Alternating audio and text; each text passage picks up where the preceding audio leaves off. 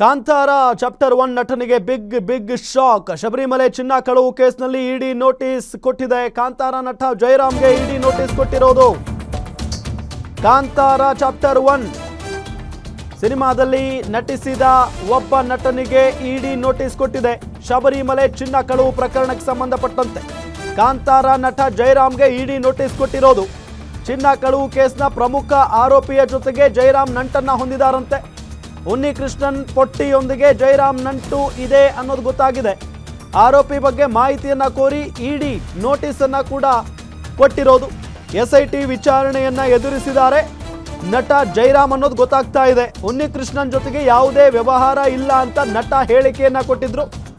ಈಗ ಇಡಿ ಅಧಿಕಾರಿಗಳಿಂದಲೂ ಕೂಡ ಜಯರಾಮ್ಗೆ ನೋಟಿಸ್ ಅನ್ನ ನೀಡಲಾಗಿದೆ.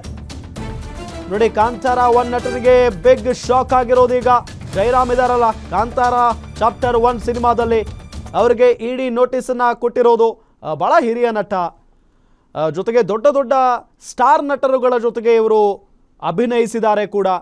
In fact power star Puneeth Rajkumar ಅವರ ಜೊತೆಗೂ ಕೂಡ ಇವರು ಒಂದು ಸಿನಿಮಾದಲ್ಲಿ ಅಭಿನಯ ಮಾಡಿದ್ದಾರೆ.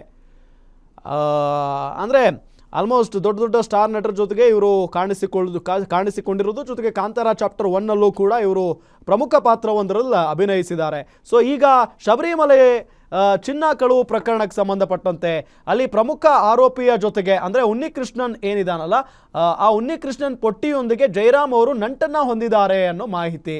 ಸೊ ಇದರ ಮೇರೆಗೆ ಈಗ ಇಡಿ ನೋಟಿಸನ್ನು ಕೂಡ ಇವರಿಗೆ ಕೊಟ್ಟಿದೆ. ಈಗಾಗಲೇ SIT ವಿಚಾರಣೆಯನ್ನು ಕೂಡ ಜಯರಾಮ್ ಅವರು ಎದುರಿಸಿದ್ದಾರೆ. ಆ ಸಂದರ್ಭದಲ್ಲಿ ಉನ್ನಿಕೃಷ್ಣನ್ ಜೊತೆಗೆ ನಮ್ಮ ವ್ಯವಹಾರ ಏನೂ ಇಲ್ಲ ಅನ್ನೋ ನಿಟ್ಟಿನಲ್ಲಿ ಸ್ಪಷ್ಟನೆಯನ್ನು ಕೊಟ್ಟಿದ್ರು ಇವರು. ಸೊ ಈಗ ಇಡಿ ಅಧಿಕಾರಿಗಳಿಂದಲೂ ಕೂಡ ಜಯರಾಮ್ ಅವರಿಗೆ ನೋಟಿಸ್ ಕೊಟ್ಟಿದ್ದಾರೆ ವಿಚಾರಣೆಗೆ ಹಾಜರಾಗುವಂತೆ.